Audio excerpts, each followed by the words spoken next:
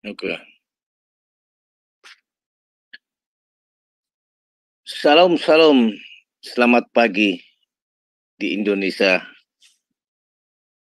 Selamat sore buat saudara kita di Amerika dan juga jangan lupa menyapa saudara kita di Jerman. Udah larut malam ya.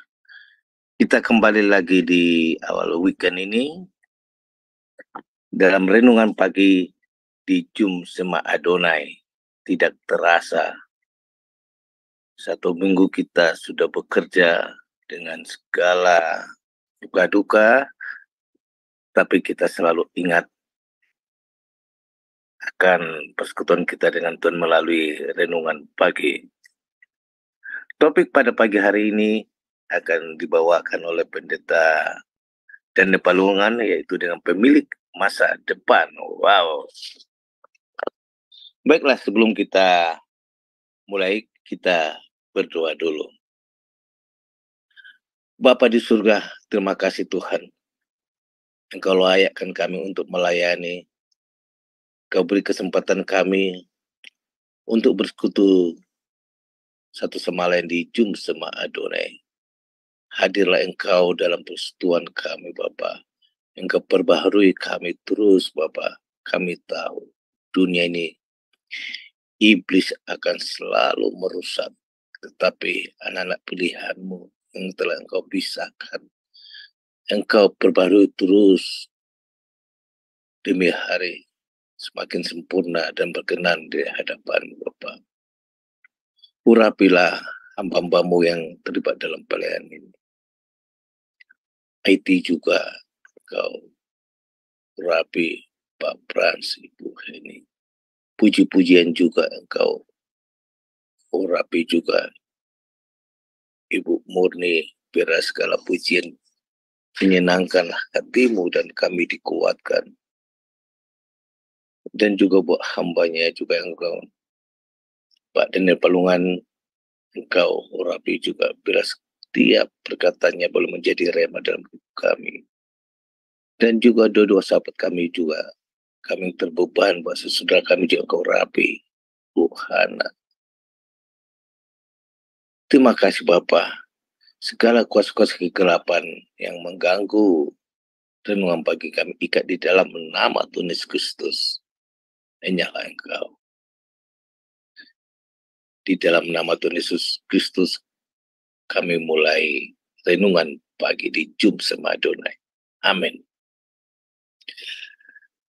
Baiklah, kita akan memuji nama Tuhan. Saudara, dimanapun Anda berada, di benua manapun, beri hati saudara. Gunakan mulut untuk memuji nama Tuhan. Kita akan undang saudara Ibu Murni. Ajarlah kami bahasa cintamu. Kami persilakan.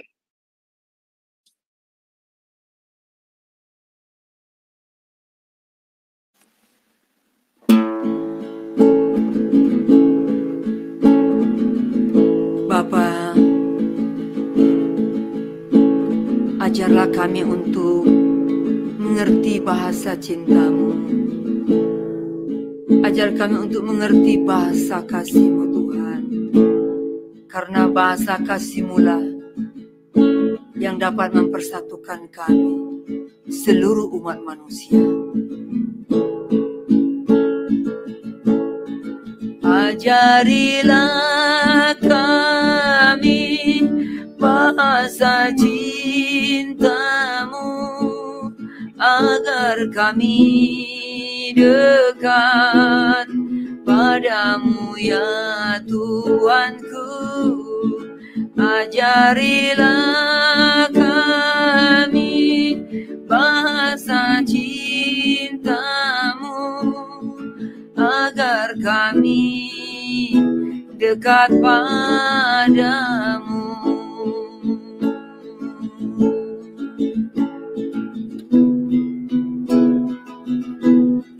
Andai kata ku lakukan yang luhur-Mu dunia, namun tanpa kasih cinta hampa tak berguna. Ajarilah kami bahasa cintamu, agar kami dekat padamu ya Tuhanku. Ajarilah kami bahasa cintamu, agar kami dekat padamu.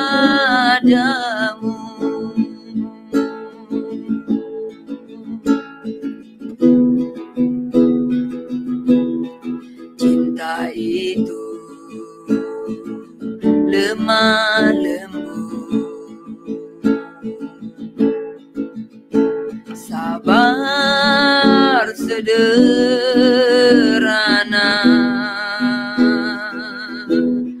Cinta itu murah hati, rela menderita.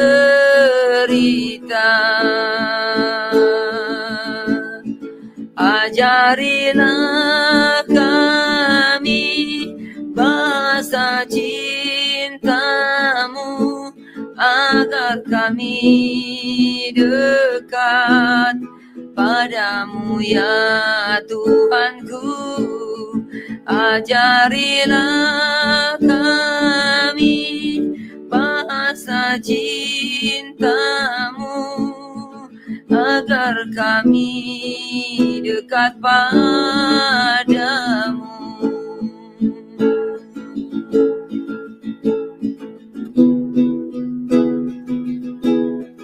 Andai kata ku dermakan segala milikku, namun akan lebih mulia serahkan hidupku. Ajarilah kami bahasa cintamu, agar kami dekat padamu ya Tuhanku. Ajarilah kami bahasa cintamu, ajar kami dekat padamu, agar kami dekat padamu.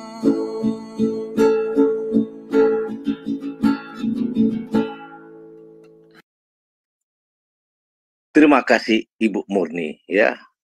Inilah tuntutan Tuhan, ajarilah kami bahasa cintamu.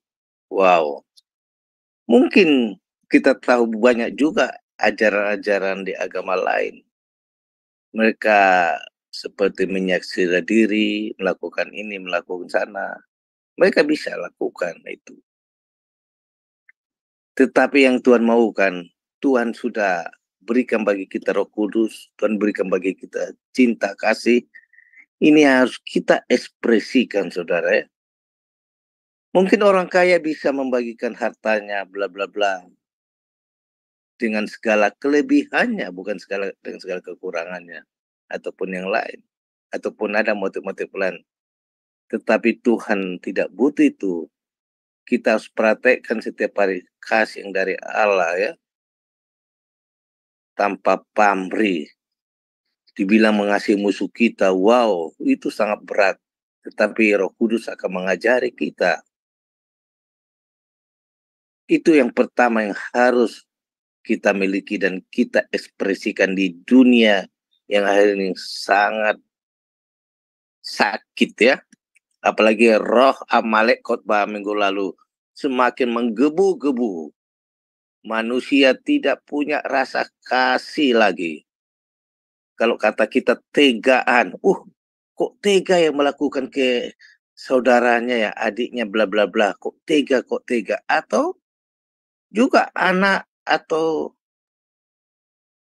orang tua juga kok tega melakukan. Oh iyalah, karena roh Amalek makin bekerja, semakin hari semakin berat, besar. Kita anak Tuhan yang sudah dipisahkan dari roh Amalek harus semakin kuat terus.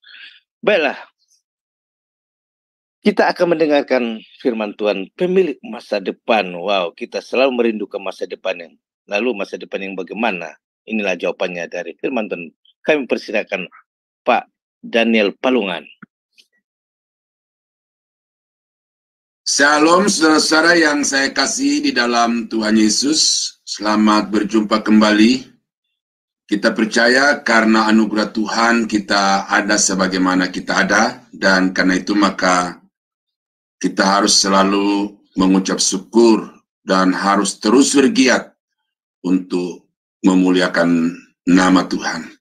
Nah, pada pagi hari ini kita akan kembali merenungkan satu bagian firman Tuhan. Namun sebelumnya mari kita tunduk kepala, kita berdoa. Bapa yang ada di dalam surga, Bapa yang kami panggil dalam nama Yesus, terima kasih bahwa saat ini Tuhan kembali memberikan kami waktu untuk bersama-sama merenungkan firman Tuhan. Kami mohon Roh Kudus dapat bekerja di dalam hati, pikiran, dan pendengaran kami, sehingga firman-Mu yang akan kami renungkan hari ini kami mengerti dan kami dapat jadikan sebagai tuntunan, pedoman di dalam kami mengiring dan melayani Tuhan. Kami berdoa dalam nama Yesus, haleluya, amin. Nah, Bapak Ibu yang kekasih, renungan firman Tuhan pada saat ini saya dasarkan kepada Mazmur pasal 37 ayat yang ke-37 dan 38 yang berkata demikian. Perhatikanlah orang yang tulus dan lihatlah kepada orang yang jujur, sebab pada orang yang suka damai akan ada masa depan. Tetapi pendurhaka akan dibinasakan bersama-sama, dan masa depan orang-orang fasik akan dilenyapkan. Nah, Bapak Ibu, saudara-saudara yang dikasihi Tuhan, dari bacaan ini kita melihat ada pernyataan tentang sesuatu yang pasti, yaitu bahwa setiap orang, baik orang jahat maupun orang benar, sama-sama menghadapi masa depan. Mulai dari detik saya ngomong ini dan seterusnya sampai akhir hidup saya, itu dikategorikan sebagai masa depan. Nah, tetapi ada dua keadaan yang sangat berbeda di sini, yaitu bahwa orang-orang yang durhaka, pendurhaka akan dibinasakan, dan orang-orang fasik itu masa depannya akan dilenyapkan oleh Tuhan. Nah, karena itu maka dari ayat yang ke-37 saya bangun sebuah judul, anak Tuhan yang memiliki masa depan yang cerah.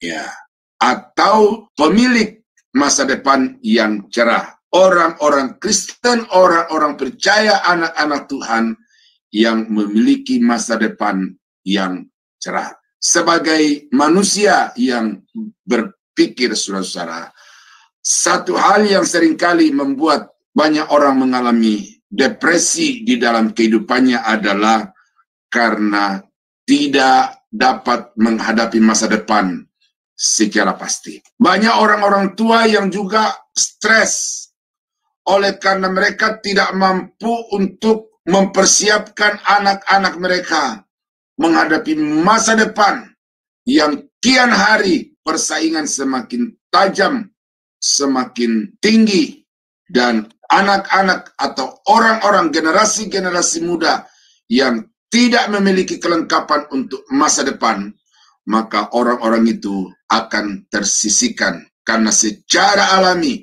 akan muncul orang-orang yang memiliki kelengkapan persiapan-persiapan untuk masa depannya. Nah, karena itulah saudara, maka pemazmur memberitahukan kepada kita bagaimana supaya kita dapat memiliki masa depan yang cerah itu.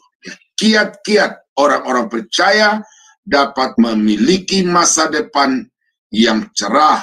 Ya, dari Mazmur pasal 37 ayat yang ke-37 dan 38 ini kita akan menemukan beberapa kiat. Yang pertama adalah orang itu harus memiliki ketulusan hati. Orang itu harus senantiasa tulus hati di dalam pelayanan dan di dalam pengiringan kepada Tuhan, serta di dalam berbuat sesuatu kepada sesama. Ayat yang ke-37 bagian A berkata, perhatikanlah orang yang tulus, ya, karena pada orang itu akan ada masa depan. Ini penting, saudara. Ya. Kadang-kadang di dalam menjalani hidup ini, itu hidup kita atau hidup manusia itu diwarnai dengan drama. Istilah-istilah yang muncul. Hidup itu didramatisir. Kita kelihatan baik di mata orang. Kita kelihatan sungguh-sungguh di mata orang. Tetapi di dalam hati kita ada niat-niat yang tersembunyi, yang terselubung. Ya. Orang berkata memiliki agenda yang tersembunyi. Nah, oleh karena itu maka melalui apa yang dinyatakan oleh pemazmur, kita harus belajar bahwa untuk seseorang dapat meraih masa depan yang cerah, maka orang itu harus memiliki hati yang tulus di dalam segala aktivitas, dalam segala tindakan, di dalam segala pekerjaan. Tidak peduli siapa, profesi apa, dalam bidang apa dia berkarir, maka semua yang dia kerjakan harus dia kerjakan dengan hati yang tulus. Karena itu di dalam surat yang lain Paulus berkata bahwa kerjakanlah segala sesuatu seolah-olah untuk Tuhan. Kamu memang bawahan, kamu memang staf, kamu memang pembantu asisten. Tetapi kamu tidak cukup bekerja untuk manusia, kamu juga sedang bekerja untuk Tuhan. Oleh karena itu apapun yang kamu kerjakan, apapun yang kamu lakukan, lakukanlah itu dengan segenap hati, dengan ketulusan yang murni, supaya Tuhan memberkati engkau dan juga masa depanmu dicerahkan oleh Tuhan. Saudara-saudara, pergumulan dunia sekarang ini, pergumulan berbagai perusahaan sekarang ini adalah karena menghadapi orang-orang yang licin, tidak bisa dipegang setiap kata-kata dan tindak tanduknya. Beberapa waktu yang lalu saya datang ke seorang penjual daging yang di rumah itu. Lalu sementara dia mempersiapkan daging babi yang saya mau beli itu, kita ngobrol-ngobrol. Dan dia banyak bercerita tentang bagaimana dia menjalankan usaha itu. Dan dia berkata, saya harus mengontrol semuanya. Yang ke restoran-restoran, yang ke pasar-pasar, yang ke orang per orang, saya harus mengontrol semua yang dikerjakan oleh pembantu-pembantu saya. Karena kalau saya tidak mengontrol secara cermat dan teliti, maka istilahnya kita akan dimakan oleh karyawan. Itu fakta. Banyak perusahaan-perusahaan yang bangkrut oleh karena perilaku dari pekerja-pekerja. Ya. Kita melihat di Indonesia, Pertamina, laporannya rugi. PLN di Indonesia kita juga dengan laporan rugi. Ya, saya tidak mau masuk, karena saya memang bukan orang situ. Cuma fakta, informasi yang kita dapatkan dari pemberitaan-pemberitaan bahwa perusahaan-perusahaan yang sekaliber Pertamina, PLN saja itu mengalami kerugian. Di mana? Belum lagi BUMN yang lain. Di mana letaknya? Apa persoalannya? Ini faktor manusia. Orang-orang yang menjalankan itu sangat dipertanyakan ketulusan di dalam menjalankan amanah yang Tuhan percayakan untuk menjalankan kepercayaan yang negara berikan kepada mereka. Nah, sama seperti saudara dan saya di dalam mengiring Tuhan, di dalam melayani Tuhan, ketulusan hati itu sangat-sangat penting. Karena hanya orang-orang yang tulus hati, yang berkenan kepada Allah, hanya orang-orang yang tulus hati, yang kemudian dirancang oleh Tuhan masa depannya secara baik. Karena kalau hati kita dikuasai dengan kelicikan, kecerdikan, maka pada akhirnya Tuhan sendiri yang akan memusnahkan kita.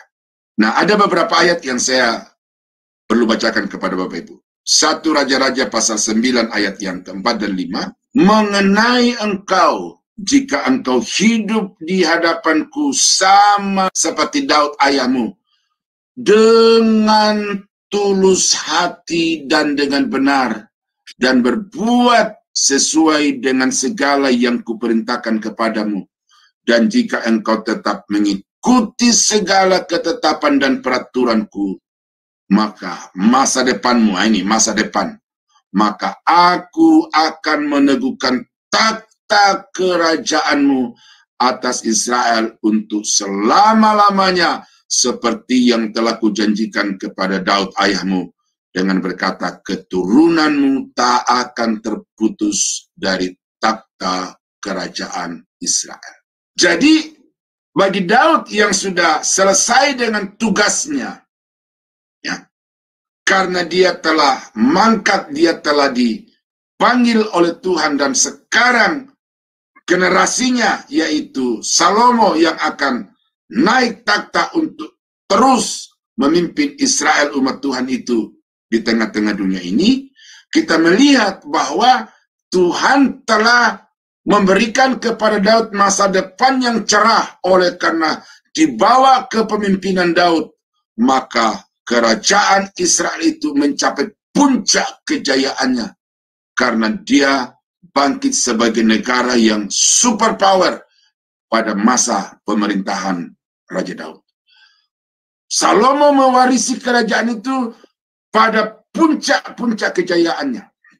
Dan Tuhan berkata kepada Salomo bahwa kalau engkau hidup, engkau melayani dengan tulus sama seperti ayahmu Daud, maka aku juga akan membuat engkau dan keturunanmu itu akan terus bertakhta di atas kerajaan Israel sampai selama-lamanya. Jadi saudara-saudara, kita melihat di sini bahwa betapa pentingnya hati itu harus dijaga, harus dipelihara, sehingga ketika kita dipercayakan Tuhan untuk mengemban satu mandat, baik secara kultural maupun secara spiritual, maka jaminan keberhasilan dari semua yang Tuhan embankan itu kepada kita terletak pada bagaimana kita melaksanakannya, mengembannya dengan hati yang tulus. Dalam 2 Raja-Raja pasal 20 ayat yang ketiga sampai 5 berkata, ah Tuhan, ingatlah kiranya bahwa aku telah hidup di hadapanmu dengan setia dan dengan tulus hati, dan bahwa aku telah melakukan apa yang baik di matamu. Kemudian menangislah Hizkia dengan sangat. Tetapi Yesaya belum lagi keluar dari pelataran tengah. Tiba-tiba datanglah firman Tuhan kepadanya. Baliklah dan katakanlah kepada Hizkia, raja umatku, beginilah firman Tuhan Allah Daud, bapa leluhurnya. Telah kudengar doamu dan telah kulihat air matamu. Sesungguhnya aku akan menyembuhkan engkau. Pada hari yang ketiga engkau akan pergi ke rumah Tuhan.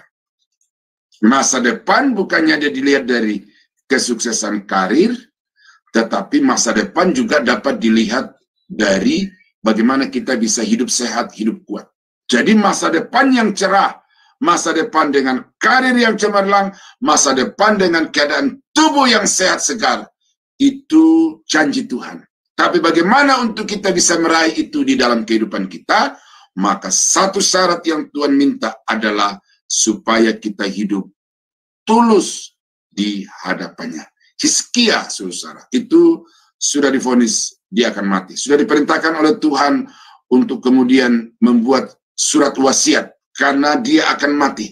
Tetapi ketika pesan itu sampai kepada Hizkia melalui Nabi Yesaya, maka Hizkia merendahkan hati di bawah kaki Tuhan. Kemudian dia menyatakan kepada Tuhan bagaimana sikap hatinya dalam mengemban tugas panggilan untuk menjadi raja atas Israel itu, bahwa dia telah hidup di hadapan Tuhan dengan setia dan dengan tulus hati. Atas kenyataan itulah, maka Tuhan membuat masa depan dari Hizkia itu menjadi masa depan yang cerah oleh karena dia disembuhkan oleh Tuhan.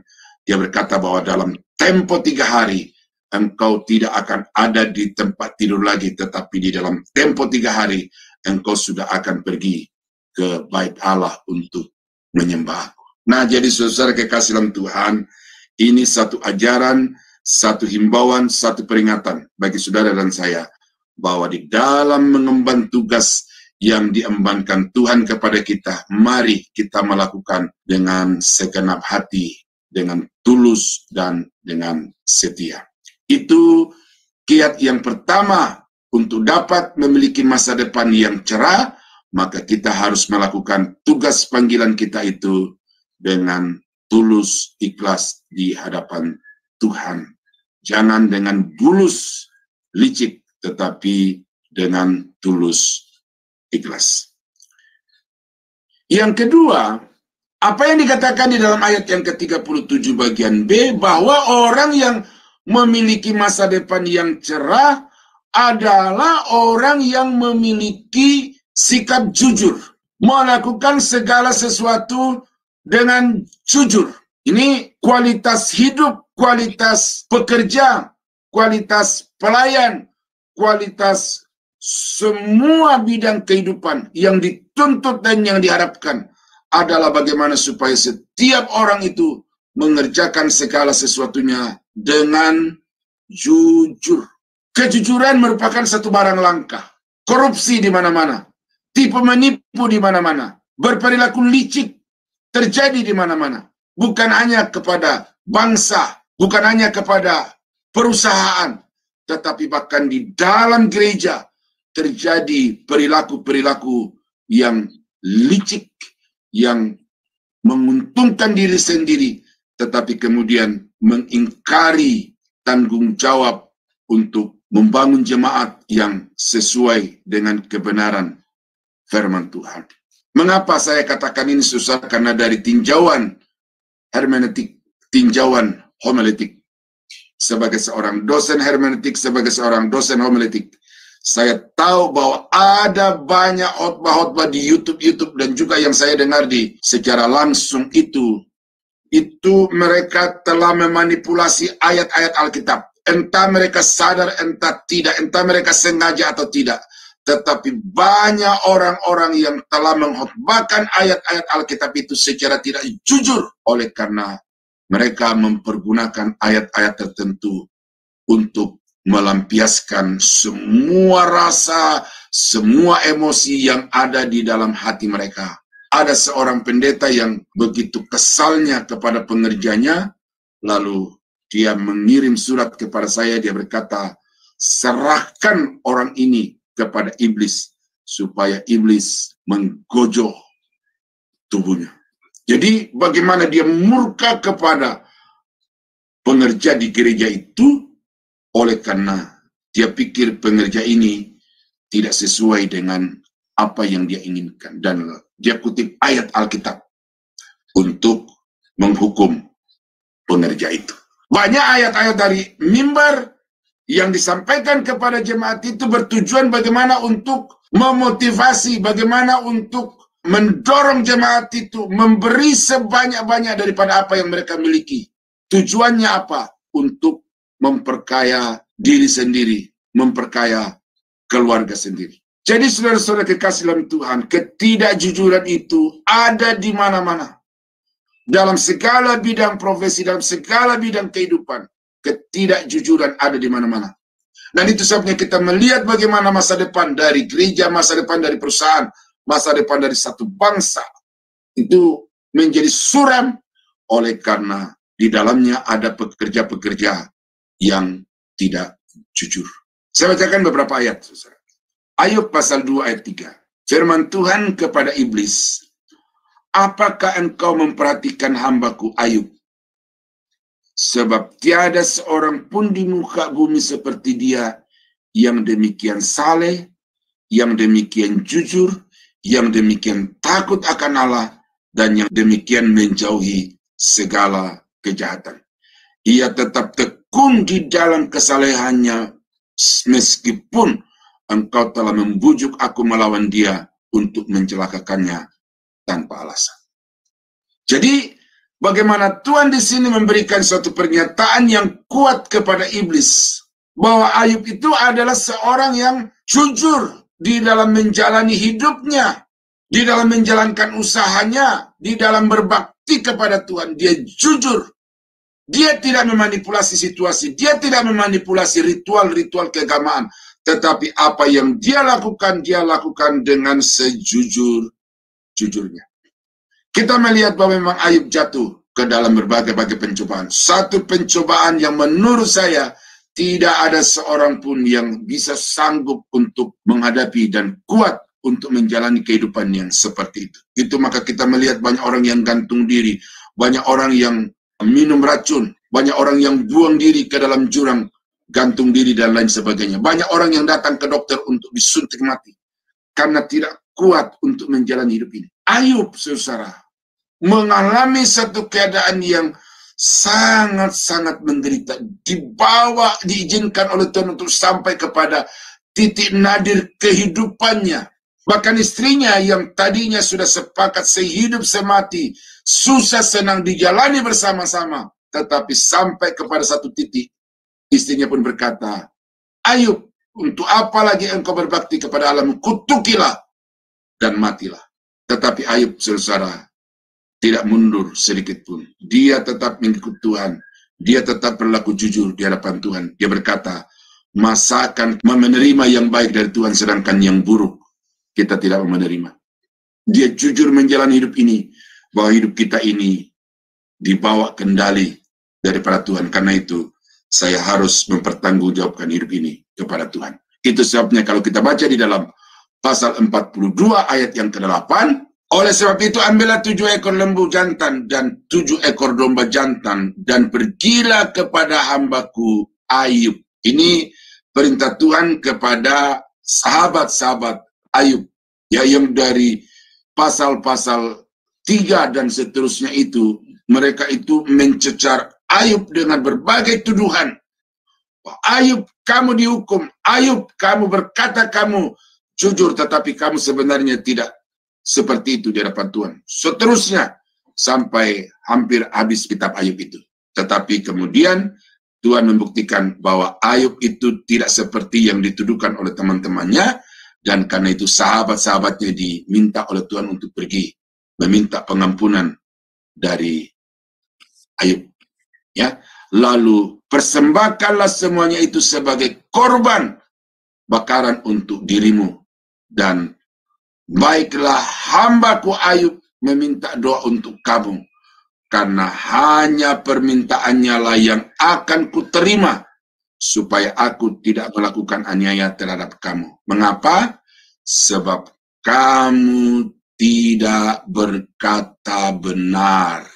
Ya, kamu tidak berkata benar tentang aku seperti hambaku Ayub.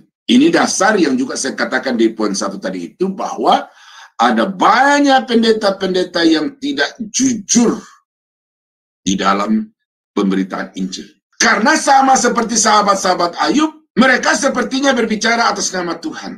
Mereka sepertinya utusan Tuhan untuk datang menasehati, menegur Ayub. Tetapi Tuhan menemukan bahwa ketika sahabat Ayub ini adalah pembohong-pembohong, pendusta-pendusta, penipu-penipu yang berbicara atas nama Tuhan, tetapi sesungguhnya Tuhan tidak seperti yang mereka katakan kepada Ayub.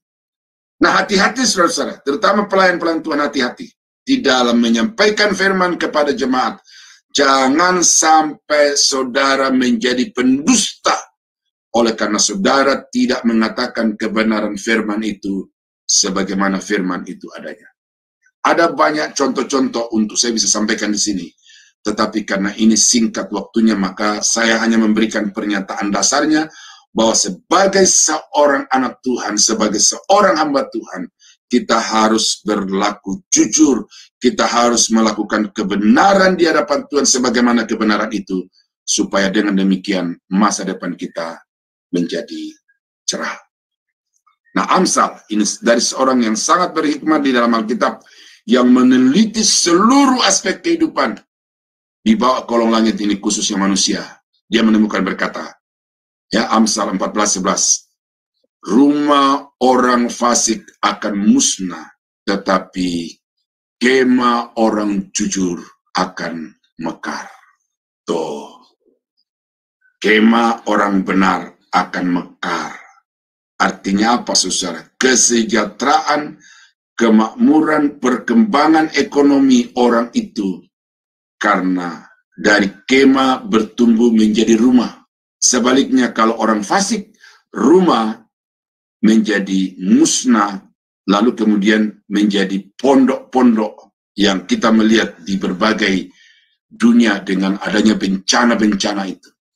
Nah, jadi karena itu saudara-saudara, untuk bisa melihat masa depan yang cerah, karir cerah, tubuh sehat, ekonomi dicukupkan oleh Tuhan, maka hiduplah dengan jujur di hadapan Tuhan, di hadapan sesama, dan juga jujur terhadap pengetahuan.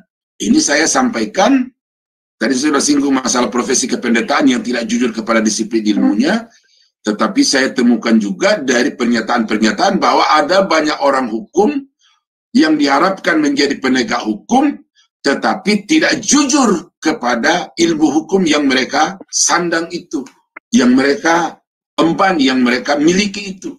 Mereka memanipulasi pasal-pasal demi klien yang mereka cintai, demi klien yang menguntungkan, dan demi kepentingan ekonomi dan jabatan mereka. Itu sudah tidak rahasia lagi. Dokter-dokter, bagaimana di dalam organisasi kedokteran itu ada yang dinamakan kode etik, saling melindungi, sehingga kalau ada seorang dokter yang diprotes oleh klien, maka dokter yang lain itu membela dengan berbagai argumentasi yang terus terang bagi orang-orang yang awam seperti saya tidak akan bisa untuk memberi argumentasi apapun selain menerima. Tetapi dari banyak keterangan-keterangan dokter-dokter yang lain, itu ternyata adalah dusta, kepalsuan untuk membenarkan kepentingannya. Ya, anggota dewan dari PDIP namanya Ciptaning. Ini waktu remaja kami sempat berkawan gitu ya. Tapi kemudian dia berkarir, lalu saya tetap di pendeta, kami terpisah dan sampai sekarang nggak pernah tetap muka lagi. Tetapi kalau saya ketemu, saya cerita pasti dia akan ingat. Nah, dia berkata begini saudara di rapat anggota dewan itu, bahwa dokter-dokter itu telah memperdaya pasien dengan tidak jujur obat-obat. Kerjasama dengan apotek untuk mencari keuntungan bagi dokter dan bagi apotek itu. Nah, ini satu kutipan yang tidak bisa disanggah karena ada di YouTube. Cari Ciptaning, anggota dewan dari Partai Demokrasi Indonesia Perjuangan. Nah, jadi saudara, karena itu maka kita harus hidup jujur di dalam hidup ini. Baru yang ketiga, bagaimana untuk kita memiliki masa depan yang cerah? Maka kita harus mencari perdamaian, menyukai kedamaian, menciptakan perdamaian. Ini penting. Ya, seperti di dalam ayat yang ke-37 bagian C. Perhatikanlah orang yang suka damai. Ya. Perhatikanlah orang yang suka damai. Akan ada masa depan yang cerah. Saudara-saudara, dunia sedang dicabik-cabik dengan kebencian, amarah, Rusia Ukraina sudah berbulan-bulan. Israel Hamas. Ini Israel hidup di tengah-tengah bangsa yang benci, yang dendam kesumat, yang keinginan mereka satu-satunya adalah melenyapkan Israel dari peta dunia. Dunia dikuasai dengan kebencian, permusuhan. Indonesia terancam dengan perpecahan karena situasi sosial, situasi politik. Tetapi kita melihat sekarang ini bagaimana di Indonesia seringkali ada huru-hara yang terakhir yang terjadi di Sulawesi Utara. Pemicunya sepele, hanya karena masalah emosi, perasaan maksud saya saling mendukung. Satu dukung Palestina, satu dukung Israel. Peperangan jauh di Timur Tengah, tetapi di Indonesia terjadi permusuhan, peperangan, bahkan kemudian terjadi bunuh-membunuh. Bukankah itu satu kenyataan bahwa Indonesia krisis kedamaian? Kita masuk dalam gereja. Antar satu gereja dengan gereja lain. Ada hubungan yang tidak harmonis. Yang seharusnya sebagai sesama tubuh Kristus saling merawat, saling menjaga, saling melindungi. Tetapi gereja-gereja Tuhan di Indonesia saling memusuhi, saling mengecam, dan bahkan kemudian saling menghancurkan. Saya harap saudara bisa menemukan satu YouTube yang mengisahkan atau yang menayangkan tentang ada dua gereja yang saling berdekatan, bermusuhan, lalu satu gereja yang mungkin secara kuat secara ekonomi itu mengambil bulldozer lalu dia membuldozer gedung gereja yang ada di sebelahnya itu. Bukankah ini satu kenyataan bahwa gereja juga dikuasai dengan kebencian, permusuhan, dan pertikaian? Itu sebabnya kita melihat bahwa banyak gereja-gereja yang masa depannya suram oleh karena tidak dikendalikan oleh kedamaian, tetapi dikendalikan oleh kepentingan hawa nafsu kedagingan. Maka pemazmur mengatakan bahwa orang-orang yang masa depannya cerah adalah orang-orang yang menyukai dan mengupayakan perdamaian, kedamaian. 2 Korintus pasal 13 ayat yang ke-11 berkata, akhirnya saudara-saudaraku bersukacitalah, usahakanlah dirimu supaya sempurna, terimalah segala nasihatku, sehati sepikirlah kamu, dan hiduplah dalam damai sejahtera. Dan hiduplah dalam damai sejahtera. Maka Allah sumber kasih dan damai sejahtera akan menyertai kamu. Saudara-saudara, punya kekayaan itu baik. Punya jabatan itu baik. Punya kesehatan itu baik. Punya apa saja yang kita inginkan itu baik. Tetapi segala sesuatu yang kita punya menjadi sia-sia kalau hati kita kehilangan damai sejahtera. Itu sebabnya saudara-saudara kekasih dalam Tuhan, orang yang memiliki masa depan itu adalah orang yang punya damai sejahtera sepanjang hidupnya. Ada 3 masa depan yang saya sudah sebutkan tadi. Masa depan dengan karir yang cemerlang, masa depan dengan kondisi ekonomi yang cukup, masa depan 4 malah dengan kesehatan yang prima, dan masa depan yang penuh dengan damai sejahtera. Itu sebabnya Bapak Ibu Saudara yang kekasih dalam Tuhan, maka kalau saudara menginginkan minimal 4 itu, karir cemerlang, ekonomi yang cukup, sehat secara tubuh jasmani, damai sejahtera, maka penuhilah 3 syarat yang diminta atau yang dinyatakan oleh penulis kitab Mazmur pasal 37 ayat yang ke-37 dan 38. Yang pertama adalah hiduplah tulus, iringlah Tuhan dengan ketulusan. Yang kedua, kerjakan segala sesuatu dengan jujur. Dan yang ketiga, usahakanlah supaya ada kedamaian di dalam hubungan saudara dengan sesama, kedamaian dengan diri sendiri, dan kedamaian terutama dengan Tuhan. Nah, kiranya firman Tuhan pada pagi hari ini dapat menjadi berkat bagi Bapak Ibu, supaya saudara dapat menjadi pemilik masa depan yang cerah. Tuhan Yesus memberkati. Mari kita tunduk kepala dan kita berdoa. Bapa di surga, terima kasih untuk firman-Mu yang sudah kami dengar bersama-sama, bahwa sesungguhnya masa depan sungguh ada bagi orang-orang yang mengiring Tuhan dengan tulus, yang hidup dengan jujur, dan yang memperjuangkan kedamaian di dalam hidupnya. Tolong kami Bapa, karena ketiga syarat ini merupakan sesuatu yang teramat berat. Nah, karena itu Bapa, kami mohon kiranya kuasa Roh Kudus, kiranya kuasa firman Allah senantiasa memampukan kami untuk melakukan tiga hal ini, dan dengan demikian janji Tuhan untuk masa depan yang cerah akan menjadi nyata di dalam kehidupan kami. Terpuji nama-Mu Bapa di surga. Kami berdoa mengucap syukur untuk firman-Mu dalam nama Yesus. Haleluya. Amin. Tuhan Yesus memberkati. Sampai jumpa lagi. Haleluya. Wow, firman Tuhan yang sangat bagus sekali Pak Daniel Palungan ya. Ini sudah dikasih Tuhan clue-cluenya ya. Bagaimana kita punya masa depan. Baiklah, beberapa hal yang saya ingatkan lagi sudah. Dimanapun Anda bekerja kan, itu seperti nasihat Paulus, seperti kita melakukan untuk Tuhan. Nah, jadi walaupun bos kita tidak ada ataupun tidak kita di kantor, kita tetap lakukan dengan baik karena kita bilang ini persembahan apa yang dilakukan untuk buat Tuhan ya. Itu poin yang sangat bagus sekali. Lalu poin yang terakhir juga bagus sekali ya, yaitu mencintai kedamaian ya. Nah, pastilah bekerja itu banyak gesekan saudara. Mungkin teman kita, waduh namanya kita dalam dunia banyak si amal kini ya. Tetapi Tuhan yang kita sebagai troublemaker ya.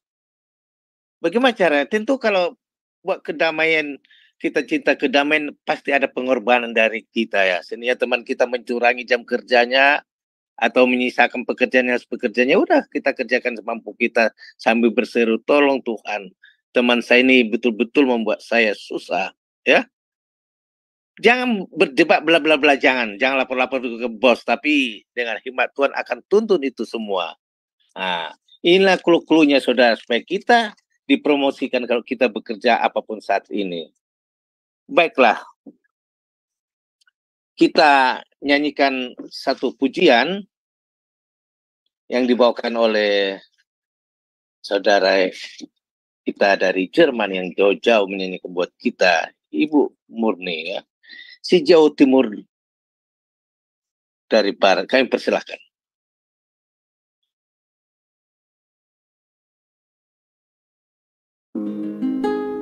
Pemazmur berkata, sejauh timur dari barat, demikianlah dijauhkannya daripada kita pelanggaran kita. Seperti bapa sayang kepada anak-anaknya, demikianlah Tuhan sayang kepada orang-orang yang takut akan Dia. Amin.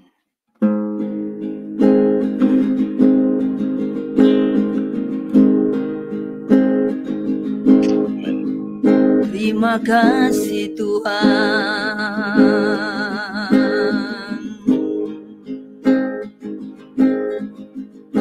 Terima kasih.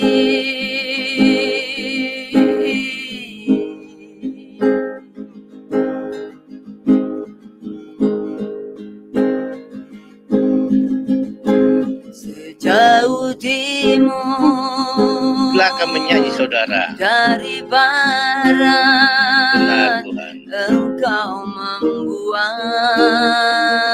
dosaku. Amin. Engkau yang berhak mengampuni kami. Tiada kau ingat lagi pelanggaranku. Wow, terima kasih Tuhan untuk mengampuni kami. Jauh ke dalam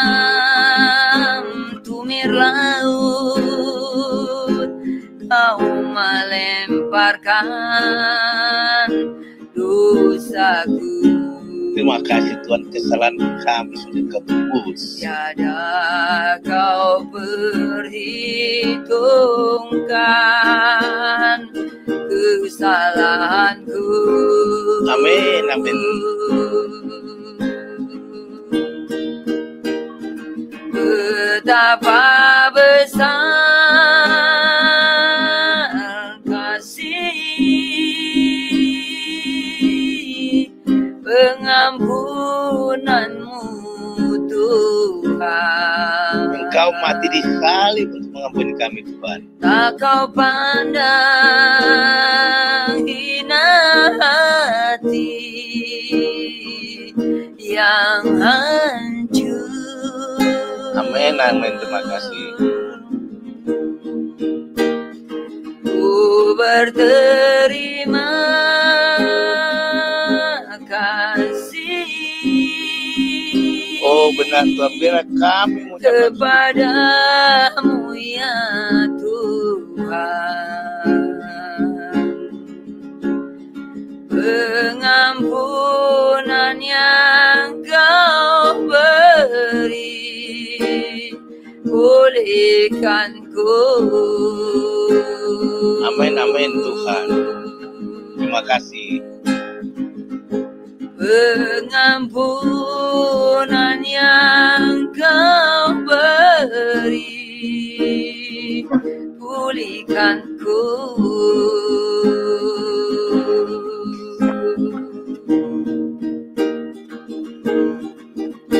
Sejauh timur dari barat, Engkau membuang dosaku. Benar Tuhan, dosa-dosa kami sangat besar sudah Engkau buang. Tiada Kau ingat lagi pelanggaranku. Amin, amin. Terima kasih Tuhan. Jauh ke dalam tumir laut, Kau melemparkan dosaku.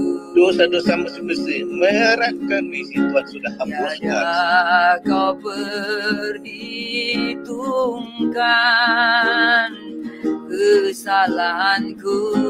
Yesus sudah mati di sana hanya untuk dosa kita saudara.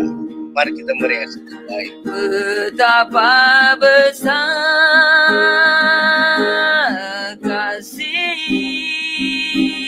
Oh amin, amin Tuhan. Pengampunanmu Tuhan. Biar kami membalas ini semua Tuhan dengan perilaku yang baik. Kau pandang hina hati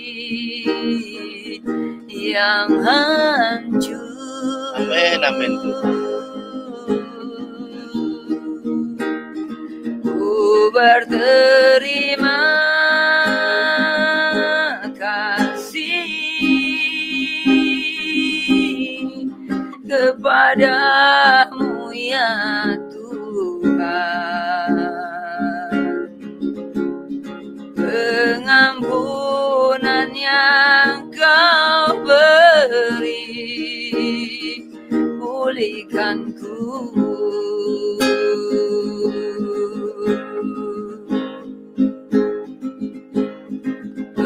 Pengampunan yang Kau beri, pulihkan ku.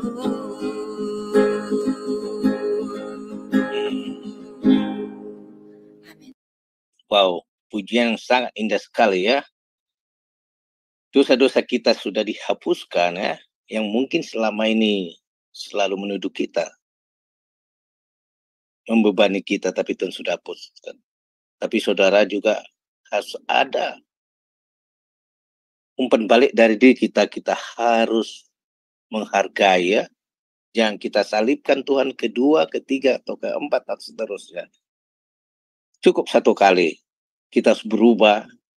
Kita ucapkan syukur. Kita menyatakan kasih Tuhan. kita melayani Dia, kita harus lupakan hari demi hari. Inilah makna dari pujian. Baiklah, saudara, sebelum kita tutup acara ini ya, renungan pagi di Jum Semadone dari Senin sampai Sabtu waktu Indonesia itu mulai jam 5.30. Baiklah saudara, bawa teman-teman yang lain, semakin banyak kita. Sekarang sudah di angka 20-an di Zoom-nya ya, mungkin dari YouTube masih banyak yang nonton. Mudah-mudahan bertambah lagi semakin 30, 40 semakin banyak ya. Dan untuk doa-doa syafaat, jangan lupa ya, Senin dan Sabtu habis acara ini ada doa syafaat. Saudara yang terbeban atau mulai masalah-masalah pribadi, mari kita masuk dalam Zoom untuk bergumul, menyerahkan pada Tuhan. Kita akan melihat segala jawaban-jawaban doa-doa kita ya. Dan untuk hari Minggu, kita ada acara kebaktian Minggu malam ya, jam 19 waktu Indonesia Barat. Baiklah, terima kasih atas partisipasi saudara mulai dari awal hingga akhirnya setia ikuti acara renungan pagi di Jum Semadone. Sebelum kita tutup acara ini, kita persilakan hambanya Pak Daniel Palungan untuk doa berkat. Kami persilakan.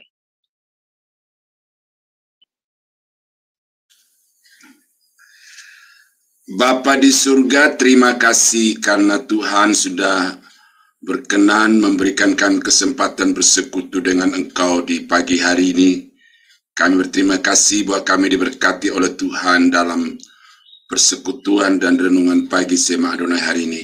Sebentar ya Tuhan, kami akan mengakhiri dan akan kembali ke tugas rutin kami. Kami minta tangan Tuhan yang penuh kuasa menuntun, menopang, dan membuat segala sesuatu yang kami kerjakan berhasil, sehingga dengan demikian kami akan semakin giat untuk melayani, memuji, dan menyembah Tuhan. Terima kasih untuk Sema Adonai yang Tuhan hadirkan, dan melalui channel ini ya Tuhan, Injil Kerajaan Allah disebarluaskan ke segala penjuru bumi ini, dan karena itu Tuhan terus pakai supaya channel ini semakin hari semakin berkembang dan nama Tuhan semakin dipermuliakan.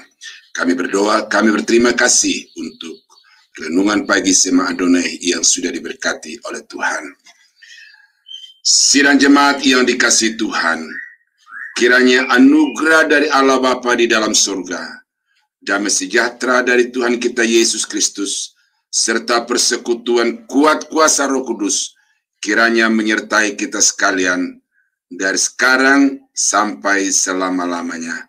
Dalam nama Yesus, kami akhiri renungan pagi Sema Adonai hari ini. Haleluya. Amin. Amin, amin. Kita tutup acara renungan pagi. Selamat bekerja, selamat melayani.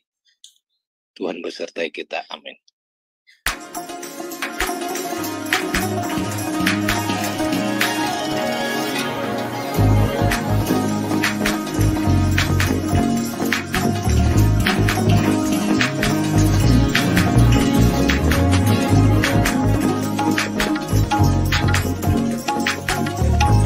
Thank you.